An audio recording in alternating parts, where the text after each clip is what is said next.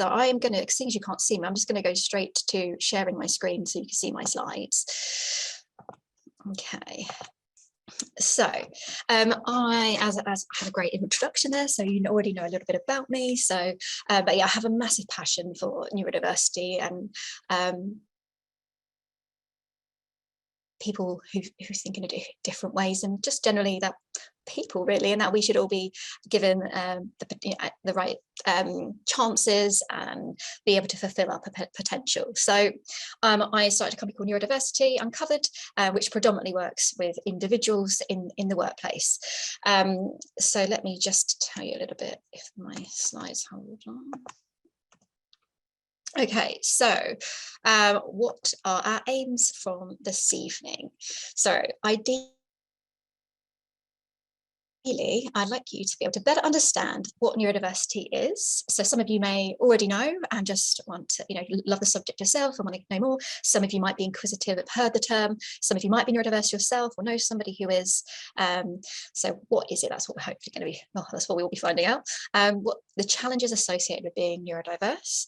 We'll be able to better understand the strengths associated with being neurodiverse, because I think a lot of the times we think that, that it just comes with challenges, or it comes with many strengths as well. You basically cannot be neurodiverse without having strengths too. And then finally, how to support somebody who is neurodiverse. So we're going to be focusing predominantly, mostly in terms of the examples that I give and some of the things that we talk about is in the workplace, but obviously it will be, you can transfer a lot of what we talk about today to other areas as well. Okay, so let's start with what is neurodiversity. So this was a term actually created by somebody called Judy Singer back in the 1990s, and she created this to argue the importance of including all neurotypes, everybody basically, everyone who thinks in a different way, and that is pretty much all of us, because two people are exactly the same in the way that we think and process information. We are all unique, and actually we need us to be unique in order for us to thrive in society, because it would be really, really boring, wouldn't it, if we all thought in exactly the same way. So this is where she wanted to come up with this term neurodiversity to talk about a bit like biodiversity, the need for us to be able to think in a different way. So it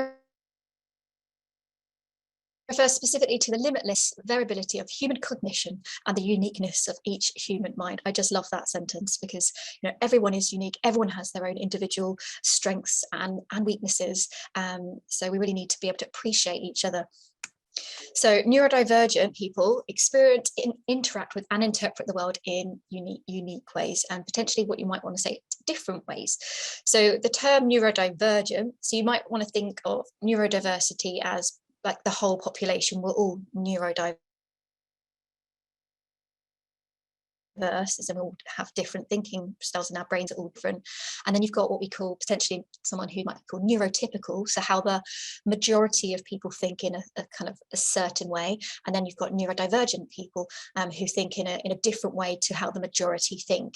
But generally, most people use the term neurodiverse to describe that group of people, but you'll see a lot of interchangeability between the term neurodiverse and neurodivergent. So it kind of often means the same thing. So really, it's just that people who are neurodivergent, say, think in a different way, process information in a different way to what's considered to be like how the majority think. So a lot of people think that there's if you are, for example, neurodivergent or diverse, then there might be something, maybe there's something wrong with you, or that's kind of how it's seen, especially because obviously it is kind of considered in certain situations as a disability. So often when you think of the term disability, you think that there's something wrong or you need to be cured or fixed, but actually that isn't the case. If you are neurodivergent, it's not that you have a problem or you need to be fixed or cured. It's just simply that your brain works in a different way, and sometimes different in our society is scary or abnormal, or like, oh, that's a bit weird. And actually, all we need to do is just understand that person, or depending on why you might consider them to be different. So neurodivergent people tend to have pronounced differences between their strengths and weaknesses, and this can lead to inconsistent performance. So in order to be neurodiverse or neurodivergent, then you really need to have specific strengths and specific weaknesses. And I'll talk to you a bit more about this. This is what we're going to be talking about today. We're going to look at 4 key areas of neurodiverse thinking, and you'll understand more about the strengths and more about the challenges associated with them. So in a nutshell, that is what neurodiversity is. Okay, so I obviously mentioned before about being something called neurotypical. So this is how you would say, like, a typical thinker, how the majority of people think. If you look at this is a graph just showing like your abilities. So if you're looking at different thinking, different areas of skills, abilities like memory, processing, your verbal ability, your problem solving ability, you think of it maybe like an IQ test, which looks at different areas. This line here is very quite flat, or maybe a little bit wavy, but it's quite consistent. So this is what we consider to be a neurotypical profile, because you're quite consistent in your performance. So if you're thinking going back to school, then if you're putting the same attention and effort into each subject, you're turning up to all of them, you're revising the same amount, then you should be scoring quite consistently. So you might be an A/B student or a C/D student. You're less likely, if you're putting the same attention and effort in, be scoring like an A star in one and failing another. So this person here is very competent at pretty much everything on this graph, but you could have somebody that scores right at the top for everything, which means they are, really, really good, above average. And then you could have somebody that scores right at the bottom for everything. And if you are scoring right at the bottom, then generally you would be considered to have like a general learning disability, and you'd need help in probably day-to-day life. But the majority of people will kind of sit within that, if the numbers along the side between 25 and 75, that's that. If you consider like 100% is 100% of the population, that middle bit there is kind of what you would consider that competent range, where majority of people will score. So that's a neurotypical profile. This is a neurodiverse profile. So as you can see, they have specific strengths and specific weaknesses. So this person here, say they might have really good communication skills, but actually they might have a really poor memory.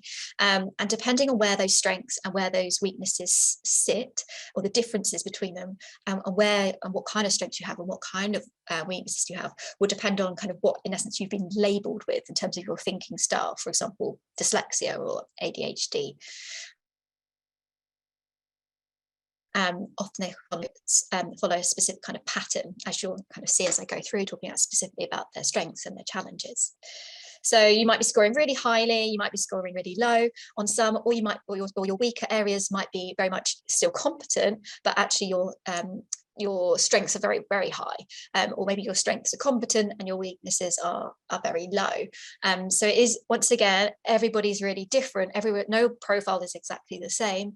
But what you'll tend to, when I talk about strengths and when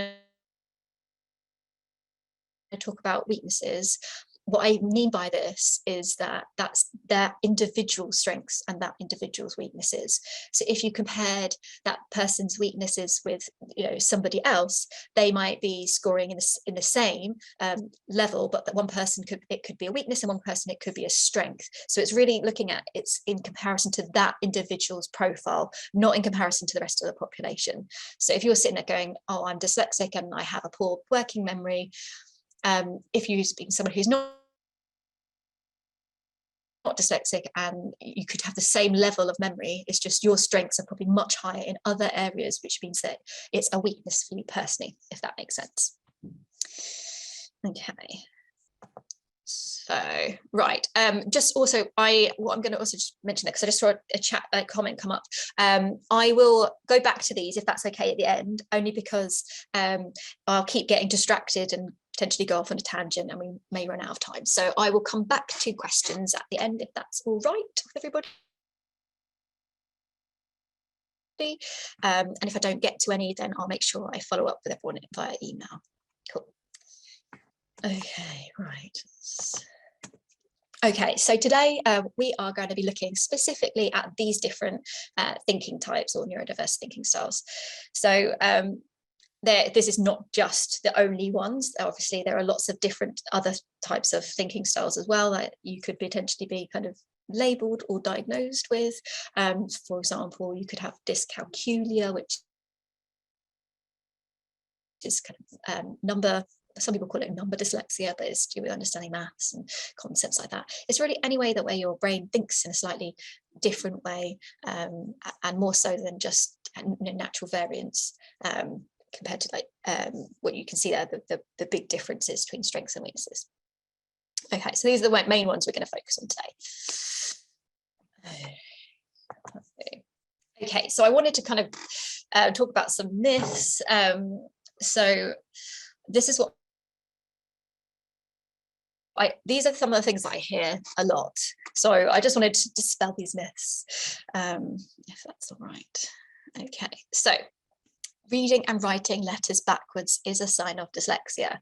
So a lot of people think that, especially with their children, oh no, they're writing backwards, or maybe they're writing a B instead of a D, that kind of thing. So that's actually really normal. Most children will do that. And will grow out of it, but you may find that those with dyslexia are will grow out of it as well, and some will not. But it doesn't mean that if you did that as a child, or if you do that now, you definitely have dyslexia. Before I move on, if you do that, a lot of people with dyslexia can do like mirror writing, because what they are really tend to be really good at, which I'll cover in a bit more detail in a minute, is being able to see things very easily from different directions in their mind. So if you see the letter B, imagine if you're looking at the other, then it looks like, for some it looks like a D, but actually for you it might be that you're just looking at it from a different angle, and that's where you can get with the mirror letters like B and D and Q and P, that's where it can get confusing sometimes. Hopefully you can still hear me, because it just popped up saying my internet connection was unstable. Okay, another myth. Giving dyslexic individuals documents to read on different coloured paper will help them read better. So I hear this all the time. Oh, if you're dyslexic, right, just give you some like pale yellow paper or pastel colour paper. So this will definitely help some people with dyslexia, but it's actually not the fact that they're dyslexic that they're having problems with the reading. It's because of something called visual stress or Miller-Irlen syndrome. It's the same thing, just often called sometimes different things. And this is often where you'll read black text on a white background, and it will feel like it's, sometimes for some it will feel like it's moving, it might be hard to track, it might be just really tiring on your eyes, get really fatigued, uncomfortable to read. And then by just putting an coloured overlay or printing something off on a different coloured paper can make it so much easier to read. Often this gets associated with dyslexia because more people with dyslexia have this than those who don't have dyslexia. But it doesn't mean if you are dyslexic, you cannot read black text on white background. And some people who are not dyslexic will struggle to read black text on white background. But generally, if you think about it, for most, it's probably easier for everyone not to read black text on a white background, because if you think about the natural environment, you don't get very much in terms of that contrast. Apart from a few animals, it's more kind of greens, yellows, oranges, browns, rather than black and white. Okay, another myth: a person cannot be dyslexic if they like reading. Now, I hear that a lot, especially when I used to assess people with dyslexia. They'd be like, I don't think I can be dyslexic because I really like reading. So I met so many people who are considered to be dyslexic and they like reading, and they consider themselves good readers. So it doesn't mean that if you can read really very well, or you like reading, that you're not dyslexic. Once again, it's the difference between your ability to, in terms of literally like reading and writing, compared to some of your other abilities. And if you've got that difference, so it might be a weaker area for you personally, then that's where we're looking at. It's a weaker area for you personally, but compared to maybe the average Joe, you're actually absolutely fine with reading. And that's where often you don't figure that out until much later on in life, because actually you were able to pass everything at school. It wasn't highlighted that there was a problem with your reading and writing, and therefore you don't necessarily realize that maybe you're dyslexic until much later on, when maybe some of the other areas that people with dyslexia find challenging kind of come up. Okay, So here are some characteristics of people with dyslexia. So just so you know, it doesn't mean that if you are dyslexic that you will have all of these, or if you know somebody with dyslexia, that they will have all of these strengths and all of these kind of weaker or challenge areas or challenges. So this is kind of just giving you an overview of some of the things that you may come across or you may experience yourself. So here are some of the strengths. So verbal communication, so your ability to be able to understand the world around you, understand what people are saying, and also being able to communicate that verbally by talking. So a lot of the time I'll see people with dyslexia that are going into very much people-centered roles, for example, in like the healthcare services or in social work, or somewhere where they're teaching, where they're able to maybe take an idea or a concept and be able to explain it in a way that others understand, be able to break it down in a way that's easily able to communicate. So generally tend to be really good at communicating. However, what you'll see in a minute in terms of some of the weaker areas, often memory can be challenging sometimes, or a weaker area for some individuals, and therefore that can impact upon your ability sometimes to communicate. So for example, you might be in the middle of talking about something and then completely forget what you're going to say or go off on a tangent, or it might be disorganized because you start thinking about other things. So sometimes being dyslexic can affect your communication, but if you're prepared and you know the topic, then generally, and you're not put under stress, then you'll generally be able to communicate quite effectively.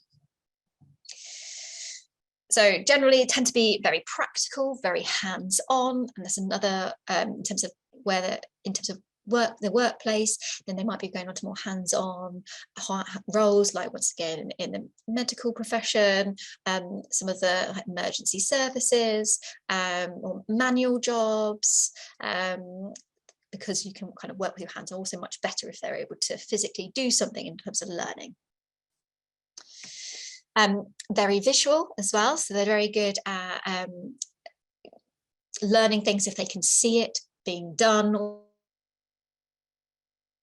or be able to watch it. Like so YouTube is great, much better at being able to learn things via that way rather than reading or being told. So yeah, another thing to be thinking about if you are working with someone who is dyslexic, how can you make what you're talking about maybe visual, or highlight things in emails, that kind of thing, so things stand out, utilize their strengths. So they also often have the ability to think in 3D, or they're considered to be 3D thinkers, which means that they find it really easy to imagine things in their mind, to turn it round, see it from different directions, which is why I was talking about the whole like BD confusion sometimes, because you're just literally seeing it from the other way, but not sometimes realizing that you've turned it around in your head. This also can mean that you can get your left and rights confused, because you're not always sure if you're looking at it from your way or from looking at yourself, which can be confusing. But it's really good if you're kind of designing something, creating something in your mind, working out if X, Y, and Z are all going to be able to fit together in order to form something. And studies have shown that if you're comparing someone who's dyslexic to someone who's not dyslexic, if you're giving them a photo to remember what they're seeing, or putting them in a room to remember what they're seeing in the room, people with dyslexia are much better at being able to remember things in the room compared to people who are not dyslexic. Interesting fact. So all of this, being able to think in 3D, being visual, can often mean that you're very creative. So I see a lot of people in the kind of arts kind of roles. Coming up with ideas. Now you'll see that this is a very consistent strength usually across most of the neurodiverse thinking styles, and this is because of the way that you think and process in a different way to consider to be like the majority, or like the norm. I don't really like using the word norm or normal, because what is that? Who knows? No one's normal. But because of that, you often come up with great ideas, be able to think outside the box, see solutions to problems, see gaps in the market that maybe others don't, which is often why a lot of people who are neurodiverse and dyslexic take very entrepreneurial journeys, because they're able to kind of work in a way that suits them and see create ways of working and designing things that work really well. So making connections between different things, this all leads to coming up with ideas, problem solving, which I think might be the next one on there. So all of these things will all relate together because of the way that their brain thinks and connects things differently, which makes it really unique and worthwhile having somebody on your team who thinks in a different way because of this exact reasons. And finally, often really good at relationships, and that's because a lot of these other strengths, being able to communicate well and explain things to others, being able to be very visual and understanding cues and body language and facial expressions, often can lead to being able to build and connect with people very well. So they are some of the strengths. So some of the weaknesses, or maybe some of the challenges people with dyslexia may experience. So one of them being working memory. So working memory is different to, say, short-term memory, and it's different to long-term memory. So short-term memory is more to do with kind of holding things in your attention and just kind of keeping hold of them. For example, repeating a phone number over and over in your head, you've got that in your short-term memory. If you're using your working memory, you're then doing something with that information. You're not just holding on to it, you're having to do a maths, like mental maths problems, or remember a number and then give it to someone backwards. That's the kind of thing that would be tested if you're getting tested for dyslexia. That's the kind of task they get you to do. So I often give, I use a metaphor when I talk about working memory to help people really connect with what it is imagine your working memory is a room. And this room is where your thoughts, your ideas, anything that you can bring to your attention will interact. So for example, say you're doing a maths problem and you're doing it without a calculator, trying to hold on to things, then you've got the numbers that you're using, you've got to then bring in things from your long-term memory to remember how to do things, maybe while trying to talk through the problem as well. So all of these things that are going on. So your working memory room has an entrance, a one door, which is the entrance to your working memory. And outside the entrance to this room is people. These people represent your thoughts, your ideas, what's going on in the environment, things from your long-term memory, anything that really you could bring to your awareness or your attention. And if you have a perfect working memory, which I assure you no one does all the time, then these people are waiting outside to come in as and when you need them. So if you need that bit of information, in it comes. It interacts, does what it needs to do while you're paying attention to all of that, and then it will leave out the other door, which is the exit. That will be your perfect working memory. Outside the door, the entrance door as well, by the way, is a bouncer, just standing there being no, you're not allowed in. And these are the distractions, either in terms of what you're thinking about or in terms of what's going on in the environment. If you have a poor working memory, then it doesn't always work like this. So when you're trying to recall and bring information into your attention, so into the room, so that person is not there. So, and I'm sure we've all been to that point where we're literally, we want to find that information, for example, that person's name, you just can't find it.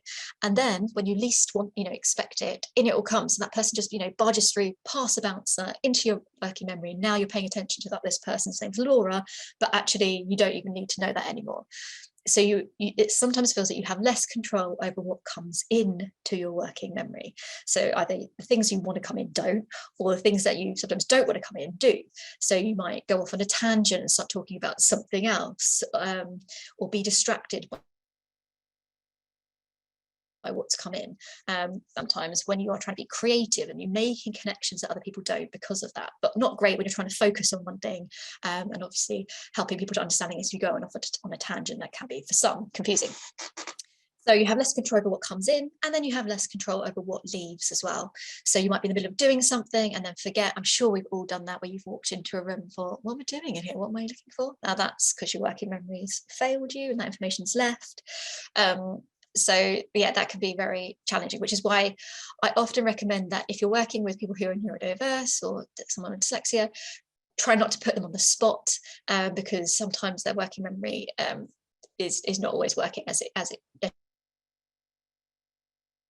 you'd want it to be. Also stress, for everybody, stress will impact your working memory, and unfortunately working memory just gets worse with age, which is not great really. Okay, so that's working memory. just before I move on, in terms of thinking about it in like a context, in terms of an activity that would really use it either in workplace or in education, things like that, is note taking.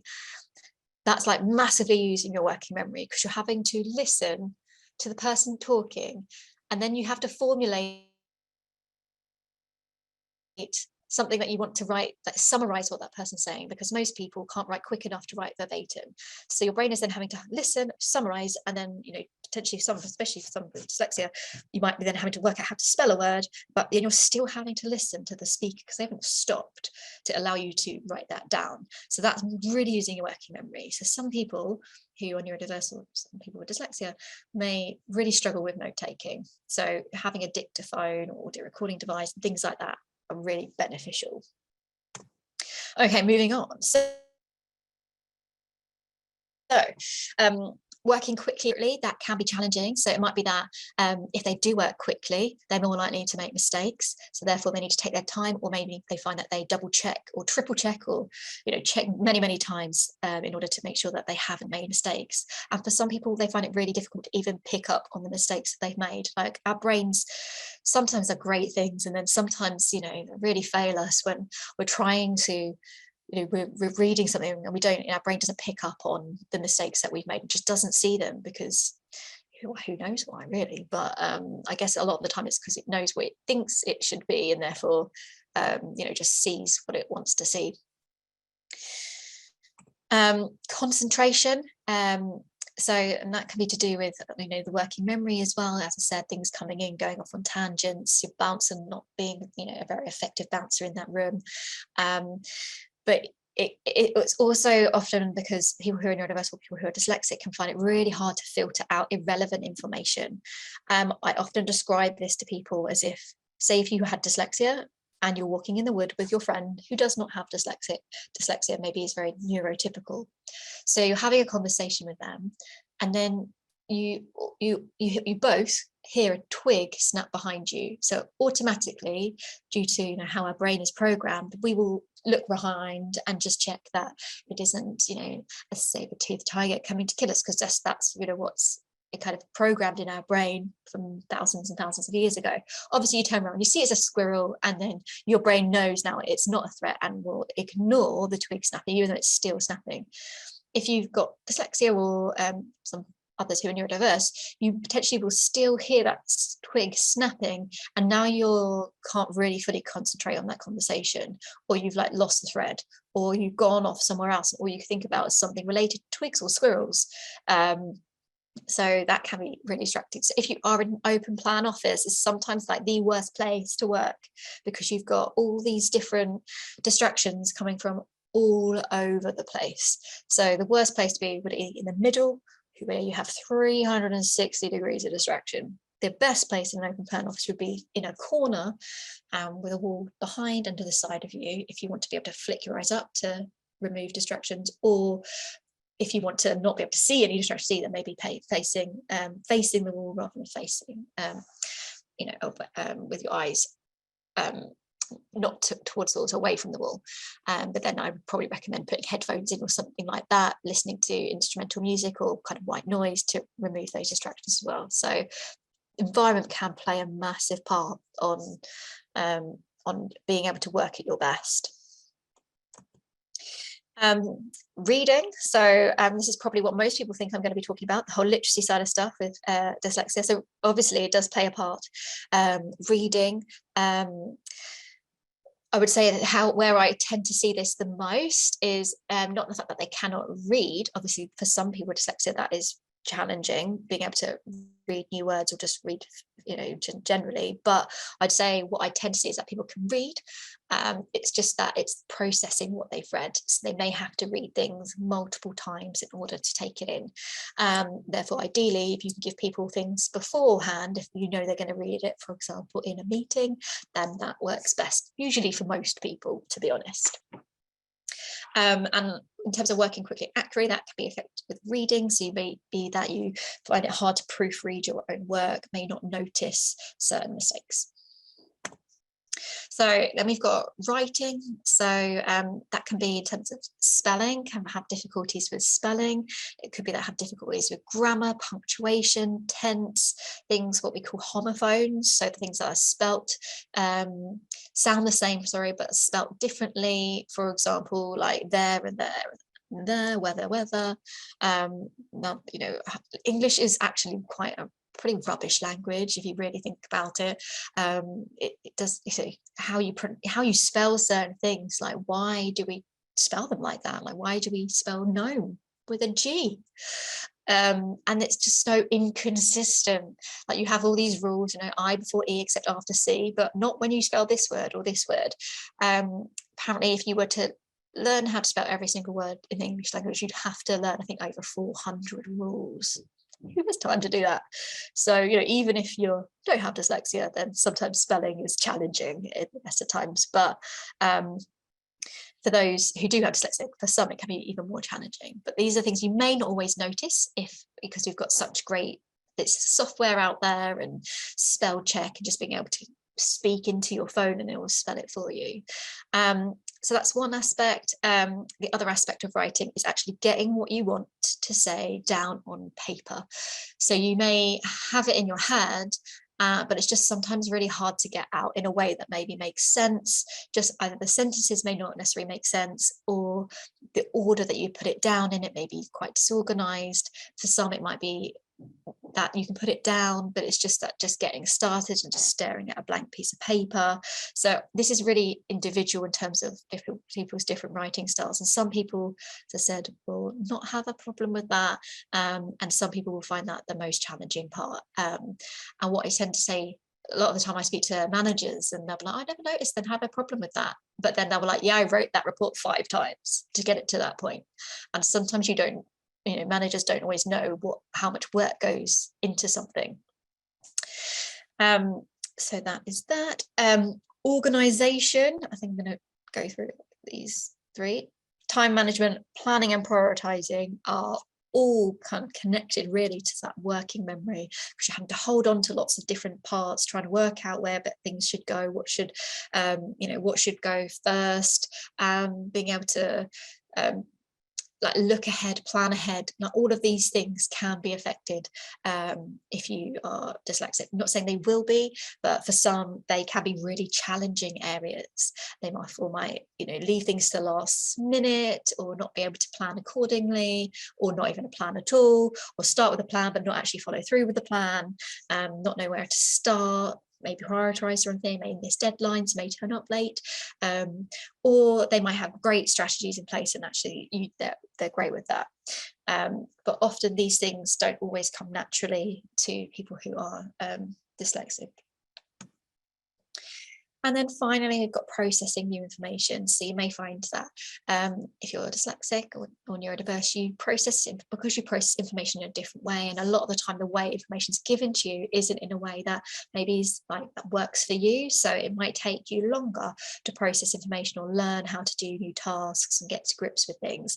But often once you've grasped it, and as long as you're doing it quite fairly frequently, it doesn't mean that you perform any less effectively than other people. So that is, in a nutshell, a bit about dyslexia and some of the strengths and some of the weaknesses. Okay, so I'm just going to grab a sip of water.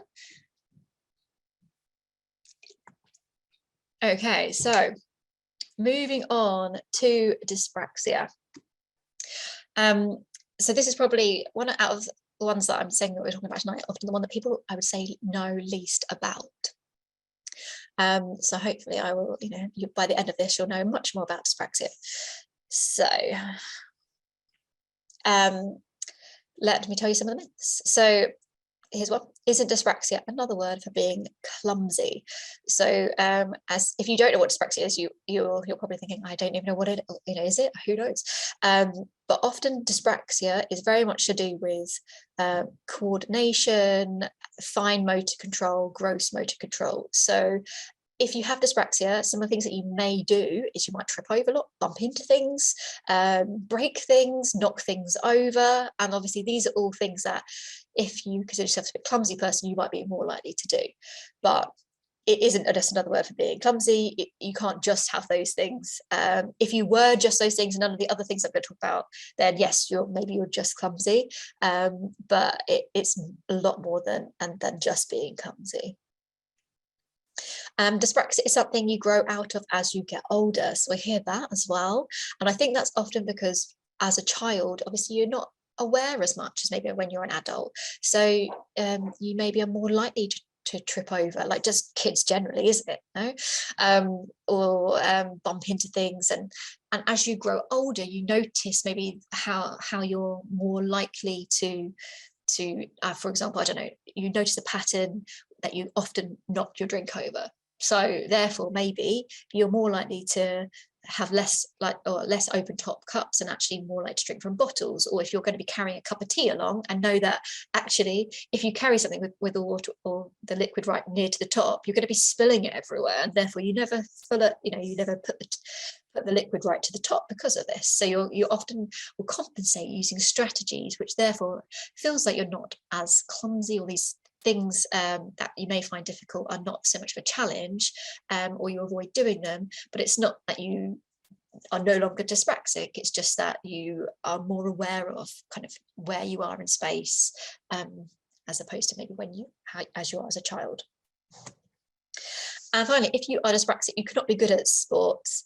So I think people it's an assumption, because if you consider yourself clumsy or that you lack coordination, then maybe you're not going to be great at sports. So that may be true for some, but it's not to say that you cannot be good at sports. It actually just means that it might be that you just need to pay more attention or practice a little bit harder than someone who doesn't have the same kind of challenges.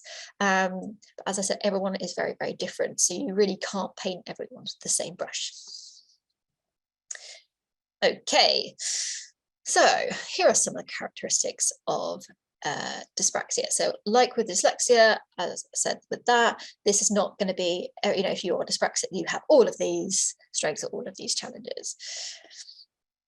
Okay, so what you will find though is that they are notice there's lots of characteristics that are very similar across the neurodiverse thinking styles. So like with dyslexia, you can see here, verbal communication is a strength. So often they can be very good at communicating, literally in exactly the same way as like I spoke to you about dyslexia. Same thing with dyspraxia as well. So once again, like with dyslexia, they can be very creative, really good at coming up with ideas, making connections, problem solving. And as you'll see, this will be a running theme through the neurodiverse thinking types, because in terms of their strengths, because if you think about if your brain is programmed differently and it's wired slightly differently than compared to how majority is programmed, or how you process information, then obviously you're gonna be considered to come up with different ideas or be able to make connections in a different way and problem solve in a different way. And this is why it's really important that you have neurodiverse people, say for example in the workplace, in different areas, in order to bring these strengths to the team. And I know that I can't remember who it was, but I think there's a few organizations who actively search people who are neurodiverse because of these types of strengths. So often dyspraxic are often very intuitive. They often go on like their gut feeling, or they'll be like, right, this is how we should do something. But then sometimes if you're neurotypical, you might be like, yeah, but how is that going to work? Or how have you come to that? Because often neurotypical people are very much like to know that you do this, and then you get this. Whereas often if you're neurodiverse, then you might be like, right, no, we do this, but I can't tell you exactly how or why, just trust me. And often if you're neurotypical, you're like, no, I need to go off more than that. Like, we can't make that decision because I need to see evidence of why that would work. My dad, for example, is a prime example of this. I believe, he won't let me test him, but I believe he is dyslexic. And we were at a kind of coffee, but it was at their church, and I went with them, and they would do like the coffee for after the service, and they were like getting all their coffee ready. And my dad was just like, look, we need to make a couple more jugs of, or whatever, I don't think they're all jugs of coffee, are they? But you know what I mean. And my mum was like, really? But I've already got like one or two here. And I literally just looked over and I was like, look, he can see something, because I would consider myself to be fairly neurotypical. Definitely got traits, and I'm sure we all have traits somewhere along these lines. And I was like, look, he can see something we cannot see as, say, neurotypical. So we just need to trust that he sees something, and that he knows what he's talking about, which of course he did. And so that's exactly how many pots of coffee, that's it, pots, that's what the word I was looking for, of coffee we needed. My mum was like, how did you know that? And he was like, I don't really know, I just knew that that's what we needed. And that's where that intuitive nature comes from, being able to see things in a different way and kind of process what's going on. But then that's not always, sometimes acknowledged, or people need more sometimes than just that, unfortunately. And that's often as well, I'm going to have a little tangent here, why a lot of children sometimes fail maths. It's not that they can't do maths, it's that they didn't show the workings out. So they got 1 point for getting it right, but actually maybe you got 2 points for showing the workings. Okay, and then finally, often individuals with dyspraxia are very empathetic, and very good at kind of working with people, and sometimes being able to see what's going on for people, and because of that intuitive nature. Okay, so in terms of strengths, I would say how they often differ between dyslexia and dyspraxia is, as you can see, their strengths are very similar. Individuals with dyslexia are generally, the difference in terms of strengths, they are very good with their hands, being able to, spatial reasoning, 3D thinking, understanding how things physically work and fit together. Now that is actually someone with dyspraxia's potentially weaker area. So that's kind of where they differ in terms of strengths compared to dyslexia and dyspraxia. All right, so weaknesses, or kind of more challenging areas. So movement and coordination. So this could be gross motor kind of movement. So being able to kind of physically do big movements, like just like walking through a door without hitting it, or catching a ball, or hitting something with a racket and not missing. So the big gross motor control and movement skills, they can have challenges with, and so they can have challenges with fine motor skills. So for example, handwriting might be really messy, or struggle to type quickly, or might cut themselves if you're shaving, or poke yourself in the eye when you put your makeup on. As a child, you might be a really messy eater in terms of kind of coordination as well, struggle to do up your buttons, shoelaces, which is some people's worst nightmare as a dyspraxic child. I think some dyspraxic children loved a bit of Velcro. I think there's a quote with Daniel Radcliffe about Velcro, saying, why hasn't Velcro taken off? Because if you didn't know, Daniel Radcliffe is dyspraxia, that's Harry Potter. So yeah, so those are the kind of things that they may find challenging, threading a needle, putting a key in the door, all of those kinds of things. So some people may have just challenges with gross motor controls, the big control, and some may have just challenges with the fine motor control, and some will have both. And in terms of coordination as well, coordinating, like doing multiple things like driving, just coordinating like where your body is in relation to other things. So as I said, more likely to trip over, bump into things. What individuals with dyspraxia have lack is that proprioception, which is the ability to kind of know where you are in space in relation to other things. So knowing, like, I know if I, how far I need to go back in my chair before I hit the back of the rest. Whereas often if your proprioception isn't working as well as maybe it should be, you may not notice that, and that's something that you develop as well as a child. But one thing that you, in terms of where you may experience the loss of proprioception, is if you go on an escalator and you think it's working, it's not working, but then when you step on it, you still kind of jolt because your body suspects it to be working. Or if you were ever strange like me as a child, me and my brother used to, be a real thrill seekers by walking down the stairs with our eyes closed. I know, I don't know if any of you did this. Usually I say this in talks, so people just look at me like, nope, we didn't do that. But why we did it was we just thought it was really funny, because we wouldn't know where the end step was because we didn't count them. And then your body would, you'd step in thinking that you were going to the next step, but actually there was no step there. So it kind of was like, once again, that jolty, weird feeling. So you're welcome to try that after this if you wish. So they're, I guess, some of the very standard kind of weaker areas that a lot of people with dyspraxia will have. Sense of direction, so you may get lost very easily, not necessarily kind of gauge kind of that feeling of I think it's this way or it should be this way. My friend who's dyspraxic, she got lost from coming out of the station, and all he needed to do was literally walk 100 meters down the road, and he was calling me because I'd been there. He was like, I just don't know where I am, and he was like, I'm just going to get in a taxi, and I was like, no, don't get a taxi, because you're literally there. But yeah, being very disorientated, which can be really scary. And often, you know, ideally, if you're going somewhere new, like for an interview or to the workplace or to find meet somewhere that you've not been before, being able to either just get a taxi there, so you know you're going to get there, they're going to get you there, or do like a practice run beforehand. But yeah, sense of direction. Also, the sense of how far away things are can be challenging for some. So you might not be able to know how far away 10 meters is. You wouldn't be able to estimate that. So that can affect for some driving, not knowing like how far away a car is or know when to brake. So I know I have met a few people with dyspraxia who just would not want to drive. But I'm not saying that if you're dyspraxic you cannot drive, because that is not the case. But for some people, they find it really challenging and decide not to. So exactly the same as people with dyslexia, working memory. So exactly in terms of can be a weaker area. So the same thing applies to what I said about when I was talking about dyslexia. Planning and organisation, once again, exactly the same as what I was talking about with dyslexia. And that's usually the difficulties with planning organisation, as I said, often stem from the fact that working memory is often not a strength. Concentration, once again, pretty much exactly the same as with dyslexia. So can find it hard sometimes to concentrate. Open plan offices, not ideal.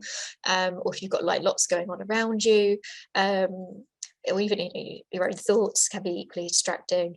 If you do get distracted, it's much harder to pick up where you've left off.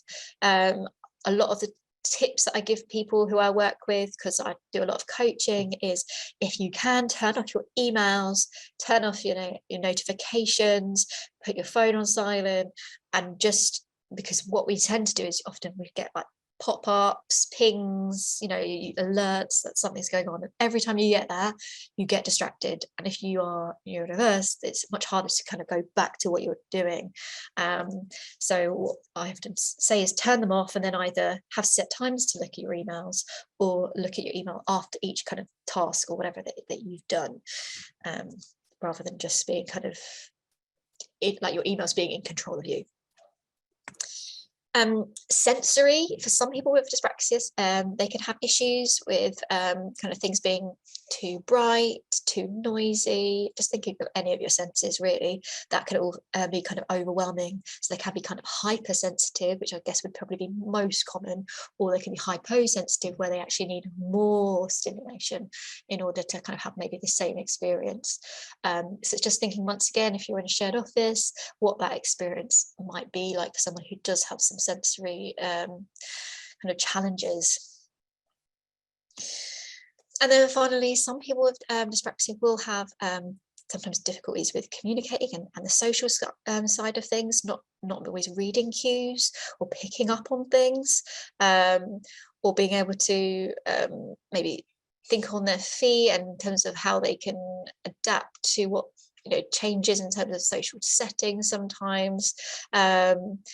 Like, for example, one of my friends who's dyspraxic, he won't, when I talk to him on the phone, like sometimes I want to finish talking to him, but he loves to talk, so I will try and give hints, as in, oh, okay then, yeah, okay, well, it's nice talking to you, as in like I want to wrap up the call now. That's what I'm thinking I'm saying, and he doesn't pick up on the cues, and they'll continue the conversation.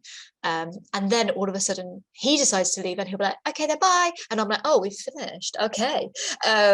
So yes, everyone is different, and some won't necessarily have these challenges, but it's just kind of bearing that in mind. So sometimes, as I said, you've got there, it looks like the conflict, isn't it? Verbal communication and communication.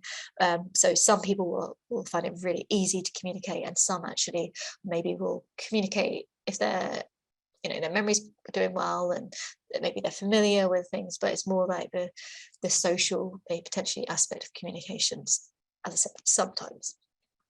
Okay, so that was some strengths and weaknesses of dyspraxia. All right. Okay, so ADHD. So here are some of the myths. So for those who do not know, ADHD stands for Attention Deficit Hyperactivity Disorder. All right, so here's a myth. People with ADHD cannot focus. So that is not true. Now, a lot of the time, people with ADHD sometimes can focus extremely well. So much so that the rest of the world just disappears, and they're so into whatever it is they're doing that they're just not aware of what else is going on around them. So someone else could be talking to them, cannot hear them.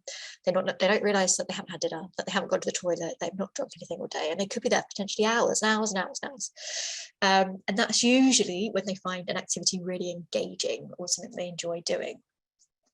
But they often can't turn that ability on. It's called an ability to be able to hyper-focus, or for being in flow. If only you could turn it on, that would be amazing, wouldn't it? So sometimes it just happens randomly. So you might, say, for example, working, and you might be hyper-focusing and doing a report and being super fast and proficient at it, and actually better than all your colleagues, getting it done in an hour. And then the next day, no chance, no hyper-focusing happening, and it's taking you all day to do exactly the same task. So having ADHD doesn't mean that you cannot focus. ADHD is something you grow out of as you reach adulthood. So this is definitely something people think a lot about. Or just, I think, in general, in terms of neurodiversity, the amount of times I'll be like, oh, I work with people who are dyslexic, dyspraxia, ADHD, and autism. And they'll be like, oh, what school do you work at? I'm like, actually, I only work with adults. And for some people, they're really surprised at this. I'm like, I don't know what you think happens. Do you think you hit 18 and suddenly you don't have dyspraxia or dyslexia anymore? Anyway, so it's not something you grow out of as you reach adulthood. However, for some people, it may feel like it's got better, or that it's not affecting you as much, and that's usually because of some of the strategies that you may be applying. But generally, for most, it doesn't go away. Your brain is your brain. So for most people, you stay pretty consistent, but it's just what's going on around you. And I meet a lot of adults who find out that they're dyslexic in adulthood, and although they were still not dyslexic, ADHD in adulthood, even though they still had it as a child, it's just that often when you are maybe more in control of your life as opposed to your parents and the school system, which is quite structured, that's sometimes when it goes all a bit like, whoa, because you're now having to structure things, you're having to focus on different areas and you're having to choose. That's sometimes when people find it difficult, and then they realize they've got ADHD. And then you do not have ADHD if you're not hyperactive. Now, this is also false. So if you're not hyperactive, then you could still have ADHD. Now, you may have heard of the term ADD, so this is actually a bit without the hyperactive. They've actually got rid of that term now, so it's now just ADHD, and now they've got different types. So ADHD, predominantly the inattentive type, ADHD, predominantly the hyperactive type, and then ADHD, the combined type. So just because, you're not like having so much energy, you can't sit still, then you've just, so much stuff is going on in your brain, doesn't mean you're not ADHD. And this is actually why a lot of girls don't get diagnosed, because a lot of girls don't display the symptoms of hyperactivity. And a lot of the time people assume that you have to be hyperactive to have ADHD. And how they are struggling sometimes is that they've lost attention or concentration, and they've gone somewhere in their head, or they're daydreaming out the window, as opposed to a lot of the time, more so with boys, where you're kind of doing the kind of classic, what they call, naughty behavior, where you're running around being disruptive. So there we go. Okay, so let's go on to a bit of ADHD, some of the strengths. Once again, we talk about verbal communication, often really good at communicating, able to, often really good at motivating, being public speakers, because of the quite high energy, engaging. So that can often be a strength. Generally very practical, much better when they're obviously doing something, as opposed to generally sitting down in one place trying to focus on one thing. So I would often say some of the best jobs that I see people with ADHD in is emergency services. I have worked with a lot of trainee paramedics. Like, they often really do really well in those kinds of roles, because everything's changing, different. You're not kind of just sitting there doing mundane tasks. There's always something happening, and a lot of people with ADHD really thrive on pressure and adrenaline as well. So that can be really beneficial in those kinds of roles, as opposed to a boring role. So really, for ADHD, you need to go into a role which is engaging and you enjoy, otherwise it will be really challenging often. So, like with all the others, very creative, great at coming up with ideas, problem solving, all of that kind of thing that we've already discussed, exactly the same usually across the board. Hyperfocusing, we've already discussed about the ability to be able to hyperfocus and often be more effective sometimes than some colleagues who don't have ADHD. But as I said, you can't always turn that on unless you're more likely to be able to turn it on if you're engaged and you love doing something, which is often why a lot of there's really often really successful sports people and athletes, because they love doing what they're doing, and it's a great way to put all their energy as well, and just like kind of refocus for hours and hours. Obviously, in order to be great anything, often you have to put a lot of time and effort into it. Spontaneous. So a lot of people with ADHD are really good at being spontaneous and just going off and thinking of something and then doing it. What that can lead to, so sometimes, if they have lots of great ideas and they start them, but then sometimes they get distracted and don't always finish them, so they might have lots of different things going on at one time, which can then sometimes feel very overwhelming. But being that spontaneity and actually really kind of quite enjoying change for some people who have ADHD can be a real strength, especially in some roles. Generally, a lot of people with ADHD are really energetic. So I would say, if I'm stereotyping, if you've got ADHD, you probably don't want to be sitting down at a desk all day, or at least have the ability to be able to move around or do and kind of do other things. Might be the last one. Yeah, so they're just some of the strengths associated with ADHD.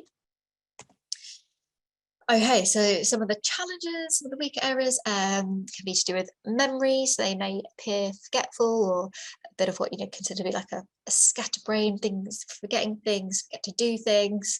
Like with also kind of similar with kind of working memory, but often this is more to do with attention as opposed to having a poor working memory. It's just that the fact that if you don't pay attention, obviously you can't remember something because it never entered your attention to start with, or multiple things are kind of coming in at one time. So like, your bounce is just not letting everyone in effect. They can make inattentive mistakes. So if they are working really quickly, they may be more likely to make mistakes unless they're hyper-focusing. But because they are more likely to lose focus or get distracted, ultimately that's going to lead to more mistakes that are being made. So it's about making sure that when you are doing work that needs a lot of accuracy, making sure that you do it when you are more focused, or when there's trying to minimize the amount of distractions, or is there better times in the day where you're more likely to be more focused? Obviously, there we go, concentration and focus. I think we've already touched upon that. Organization and time management. So that will, like with the others, often play a part. A lot of the time, people with ADHD are very, very much in the present.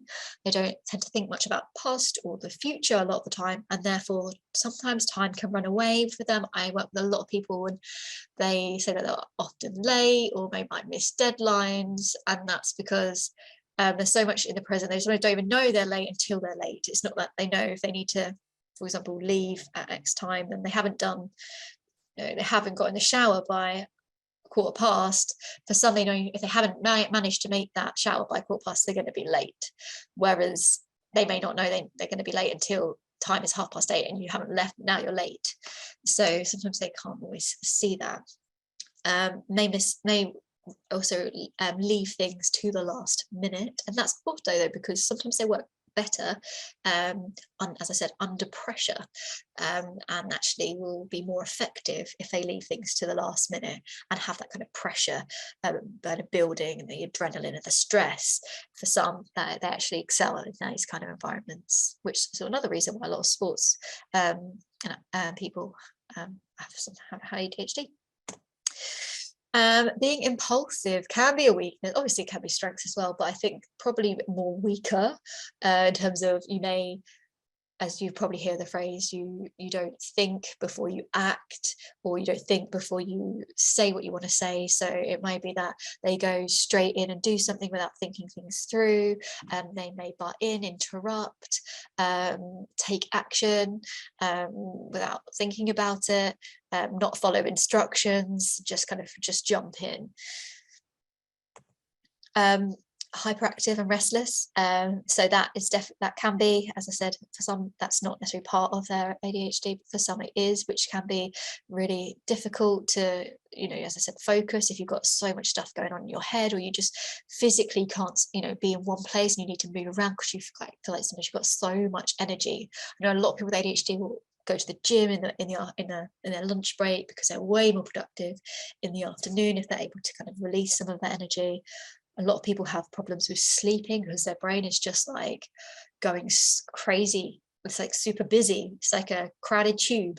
There's so much going on that it can be hard to just kind of silence that and turn that off. And then finally, for some, they can find it difficult to manage their emotions, especially kind of if they're feeling kind of very, if they're going through anger, rage, that kind of thing.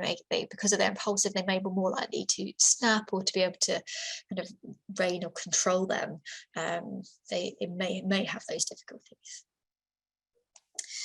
Okay, so I hope that I know I've been talking for, just looked at the time, for an hour now, so hopefully you're still okay with me, but I think we've still got some more time. But we are now just moving on to the last one, which is autism. Yeah, I've got just so much to tell you, just so little time. Okay, so some of the myths associated with autism. All autistic people have a savant skill. So this is like that special, unique ability that if you've watched Rain Man, this is where that kind of often assumption comes from, that people are amazing at doing something, which is not true. It can be true for some. That's no doubt in that, but it's not that all people with autism have like this amazing, outstanding, like, wow, I don't even know how you do that kind of skill. So yeah, I would probably say it's probably more the minority than the majority. People with autism do not have a sense of humor, so that is also incorrect. It's just that they might have a different sense of humor, or actually, I think this often comes from the fact that a lot of people with autism don't always understand other people's jokes, which obviously they're not alone in that. Some jokes are just not that funny, aren't they? Everyone has their own sense of humor and what they find funny, but so I wouldn't say that if you're autistic you don't have a sense of humor. It's just that some people with autism will find it hard to understand jokes or sarcasm, but they'll find other things amusing or funny. And then finally, people with autism lack empathy. I definitely hear this all the time, and that actually definitely is not true. For some people, they may struggle to understand and connect with how other people are feeling, but I actually think some people with autism, actually connect sometimes too much to how other people are feeling. It's just that they may display that in a different way to what you might consider to be like the normal way of showing how you're empathizing with somebody. So it's not that they cannot understand other people and how they're feeling, it's just that they may not show it in a way that you think that they should show it as such. Okay, and some of the characteristics. So strengths, recognizing patterns and trends. Now, this is definitely a strength, I would say, for a lot of people with autism, is being able to kind of look in quite detail in terms of like noticing kind of, I guess as it says there, patterns and trends. So a lot of people with autism are in kind of coding or data kind of roles because of this, knowing that and picking up on things that maybe others wouldn't. Really good at often attention to detail, which sometimes is actually the reverse of maybe someone with dyslexia, dyspraxia. It's actually really good at picking mistakes out. If you want someone to pick out the mistakes in your work and processes, things that don't add up, find somebody generally with autism. They're often very good at kind of picking out on those kind of attention to detail and seeing, you know, where things don't add up or where mistakes may have been made. Tend to have really good long-term memory for facts and details, especially if they're interested in something. So yeah, very good at often doing that, which often means they really tend to be really good at working in very niche areas because of this. Tend to be very logical and methodical in the way that they think, the way that they problem solve, the way that they see things. They're actually really good at not getting too like emotionally involved or kind of emotional bias in terms of making decisions, which is really good because actually that's what holds a lot of us back. Whereas they can be very much more like logical and methodical in the way that they think and process information. Problem solving, like with all the others, because of the way they think, and it's a different way to the majority, then obviously they're more likely to have different ways of problem solving, coming up with more unique ways of doing things and you know, finding solutions. I would generally say that someone with autism is pretty committed and loyal in terms of an employee or just as a friend. And they also generally tend to be very honest. Probably sometimes for some too honest for if you're neurotypical, you know, those kinds of questions where you say you want an honest answer, but you really don't want an honest answer. Now that's just confusing in itself, isn't it? So when the stereotypical question of, you know, does my bum look big in this? Like you just want them to say no, really, don't you? Even if the answer is yes, then they're more likely to say yes, it does. So yeah, sometimes you might think that they're too honest, but I think that's a great quality to have, to be, you know, an honest person. And then finally, it's having those, a lot of people with autism have really like special interests, stuff that they really enjoy and find really engaging, and they'll learn so much about it, and that's where long-term memory comes in terms of being as a strength. And this is where being very niche in an area in terms of working generally works better, as you'll see in terms of things they find challenges, very repetitive tasks. I would usually say that most people with autism like knowing what's going on, repetitive, doing certainty rather than change, all of that stuff.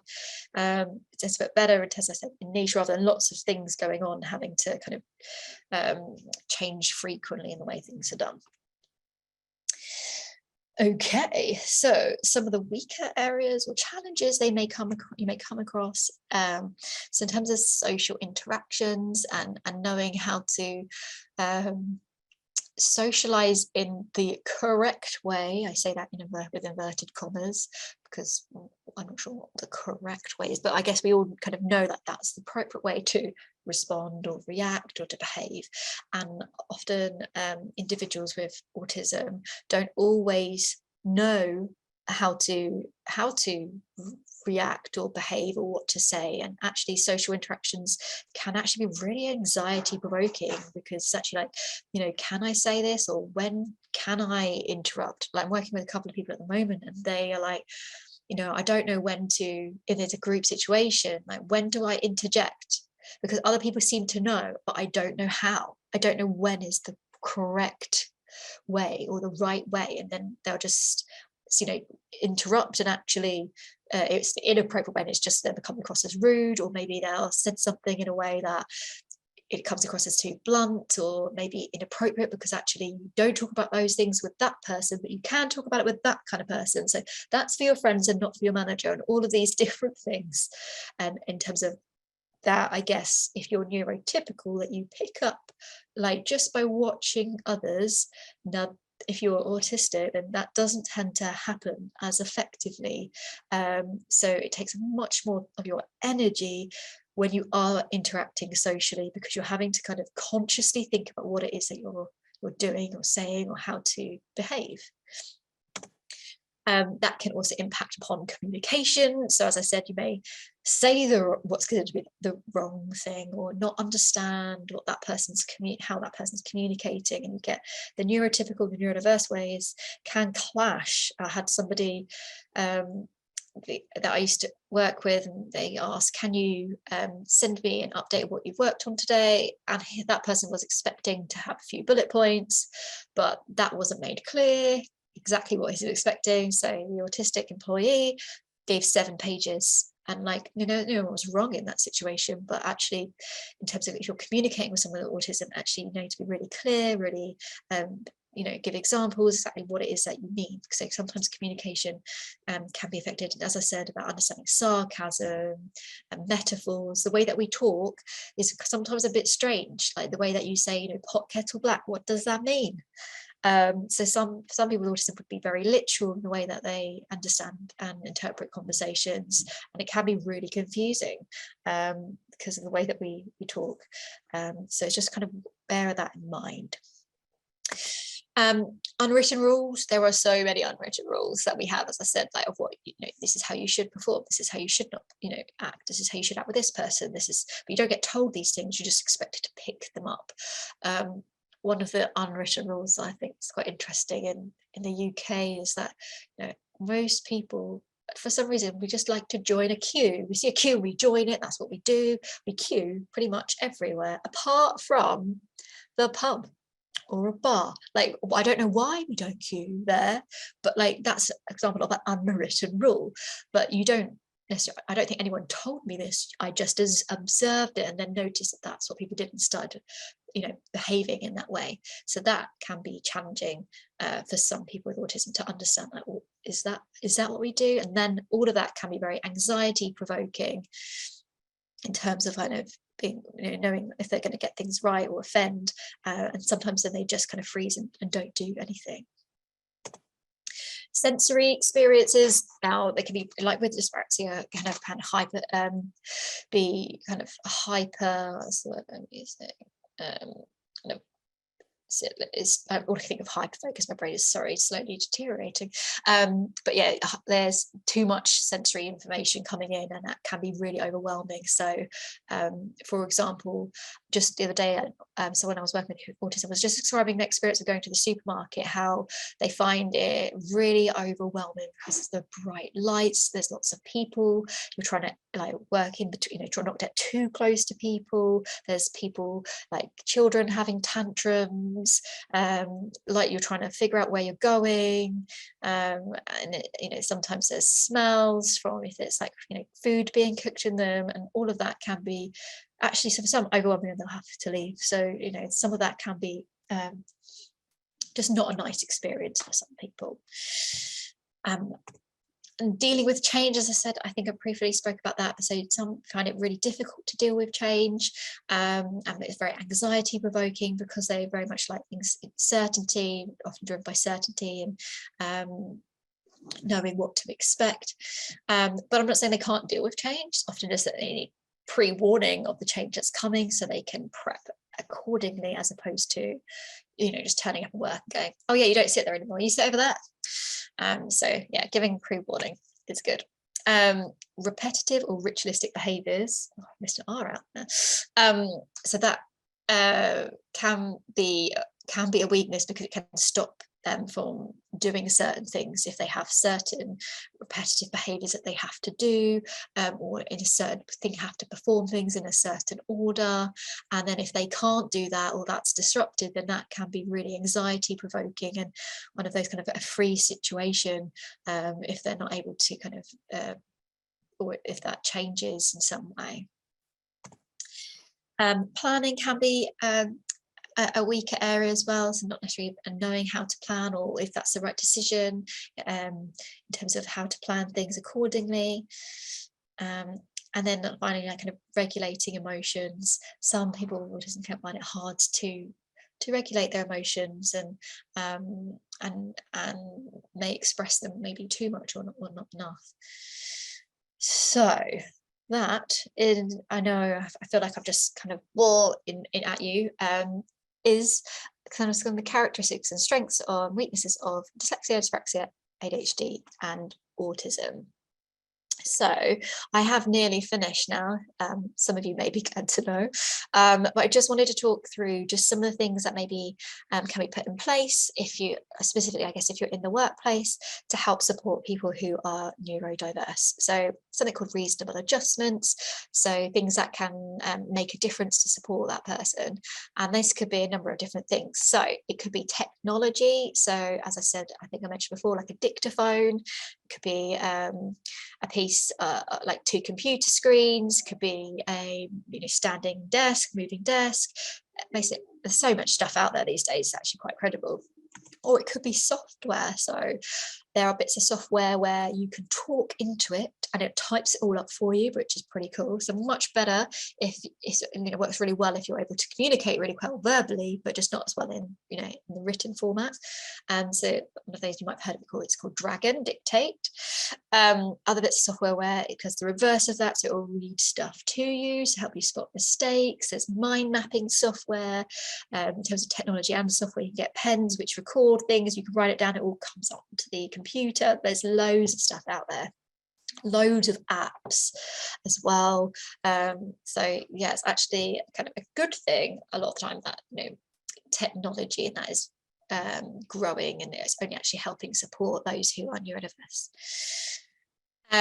The workplace, so I did have the word, I wanted to put the word environment in here, but it didn't fit, so I changed it to workplace. So this is referring to, I guess, where you work, or where you're trying to learn, or the kind of the environment that you're in. Changing that can make a massive difference. As I said, if you're in the middle of the office, just going into a corner, amazing. Doing it to a private location, amazing. Working from home, I think for some this has been a godsend, because you're able to control the environment so much more. For others, they found it really challenging to work from home and kind of feel quite alone, not be able to communicate effectively with others and have to adapt for that. Also, in terms of the environment, workplace, adapting to changing in terms of the hours that you work. Maybe if you're autistic, and you're going into the workplace, you might want to come in before rush hour or after rush hour, leave before rush hour, after rush hour. So all of that you might want to kind of look at as well. Coaching, so for the areas where technology, software, the environment, things that you can't, put those things in places in terms of adjustments, coaching is great for this, because I obviously maybe I'm biased with my own coaching, but for me, when I coach people, it's very much tailored to that individual and looking, okay, what strategies or things could that person be doing differently in order to help them to work at their best, based on past experiences, what they've already tried, what their job is, who they are, what their strengths are, and ultimately just having that time to better understand themselves and how they work. So often that's a great kind of adjustment, and often off the back of the coaching comes strategies for different ways of working. So some of the strategies we've already mentioned today, it could be turning off your emails, it could be recording a lecture or the meeting, it could be finding a different way of doing a to-do list, or planning. All of these different things could be to do with different ways of communicating, managing anxiety, time management, all of these. There's so many different things out there that often can be explored through coaching. And then finally, some reasonable adjustments are needed for the team, for your manager, and this is usually more to do with helping your team or your manager to understand how that neurodiverse person thinks and works at their best, because ultimately I think a lot of the difficulty with problems happen because of the lack of understanding or expecting certain things from people. So if your manager's aware of what dyslexia, for example, means, and not just means generally, but for that person, then they can better support that person ultimately to work at their best. Okay, so just a few things. This is very general, but like how to support someone who is neurodiverse in the workplace, or just generally. So these are kind of some of my top tips. So as I said, everyone is very individual, which is here, is why you should treat them as individuals. What I think I hear a lot is people who are neurodiverse, and they'll say something and they'll be like, yeah, I have this difficulty. And that person will go, oh yeah, so do I. Or yeah, my friend has that. Or I know somebody who has that. Or they go, oh, I'm dyslexic. And then that person thinks that they know what that person needs. But as I've been hopefully explaining it, everyone is so different. So it's actually, take away any labels and just treat that person as an individual. What are they good at? And what do they find challenging? And the things that they do find challenging, what support can you put in place? What strategies, what needs to happen for that person to work at their best? And the things that they are good at, can they do more of those things in their job or in their studies, or use those, for example, they're really visual, how can you implement that more in their day-to-day? So I think this kind of links very nicely is don't assume that you know what that person needs. Don't assume that you've come across that person before.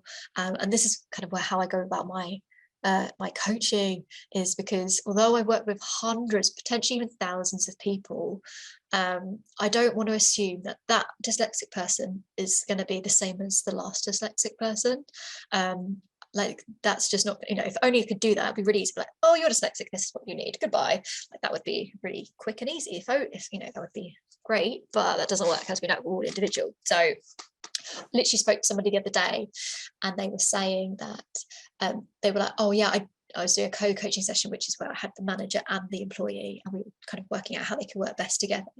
And the manager said, oh yeah, I thought about this, but I didn't suggest it because I thought, because of like the distractions that you find difficult, I thought you wouldn't like that, so I didn't suggest it.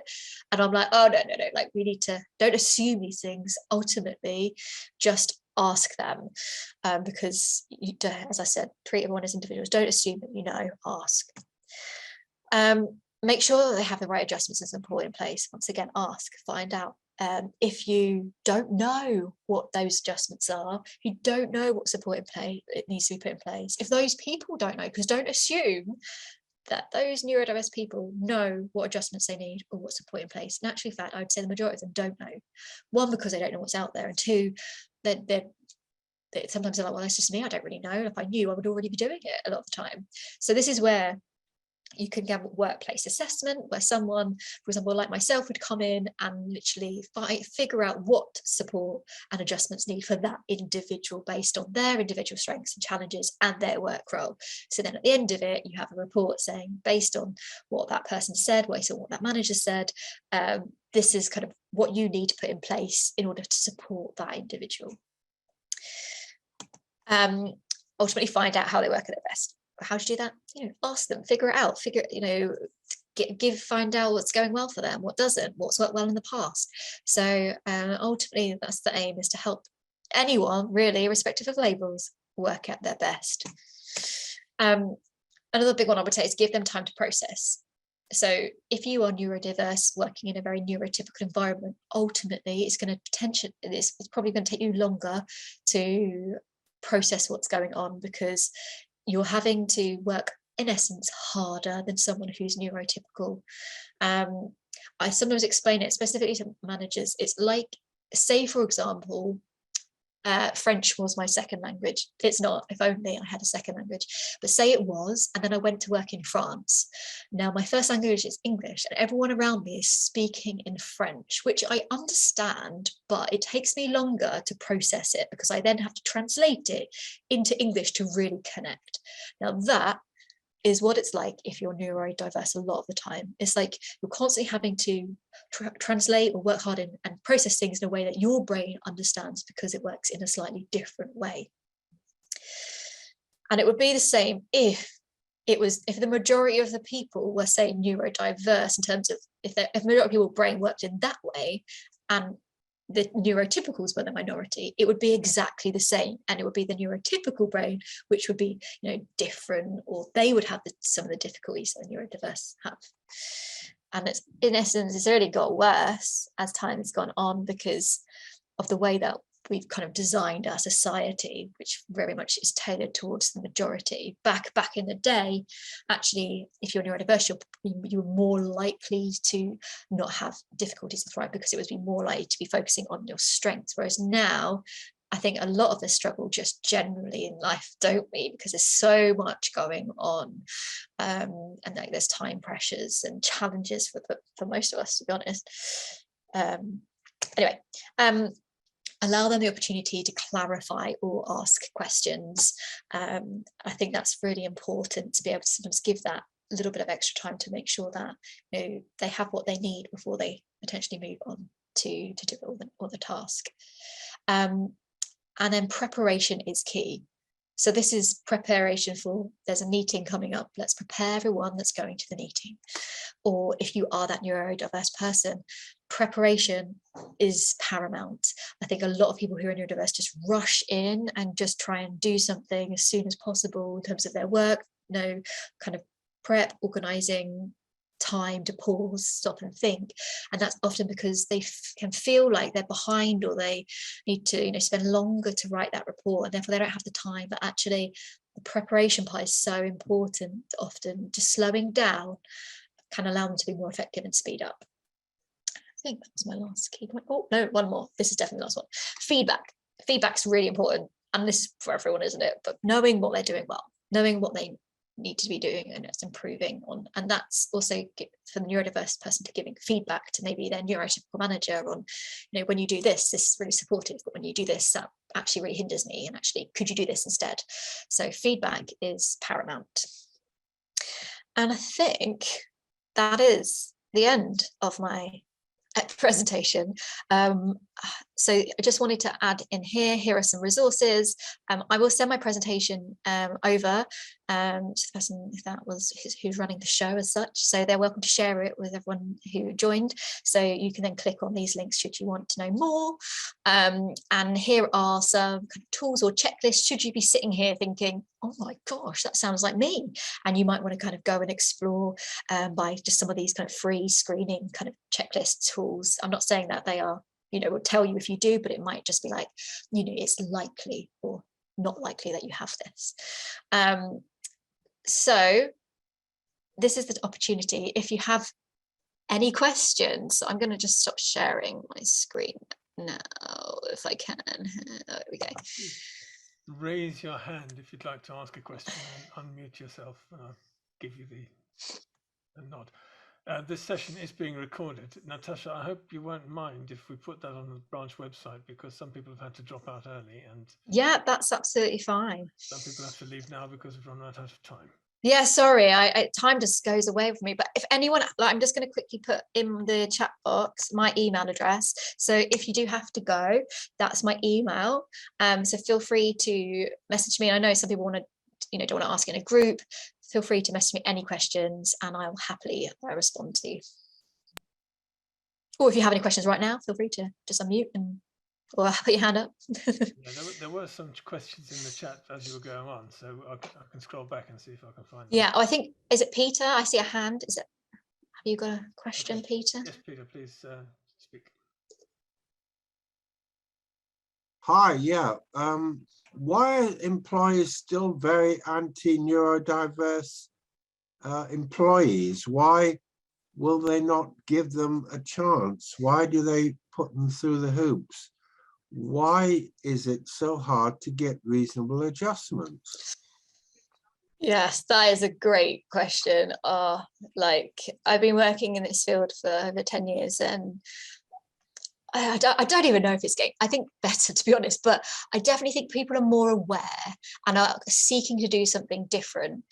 And I think it's just the people, and this is not an excuse, but lack of awareness and education, and people being very naive to it, which is not an excuse, but I would say that's probably, you know, people assuming they know. Yeah, and there is definitely, people don't do this. The amount of times I do workplace assessment and people don't put in place what I recommend, and it's so frustrating, just, you know, from my side. So I can't even imagine what it's like if you are neurodiverse and really need that support in place.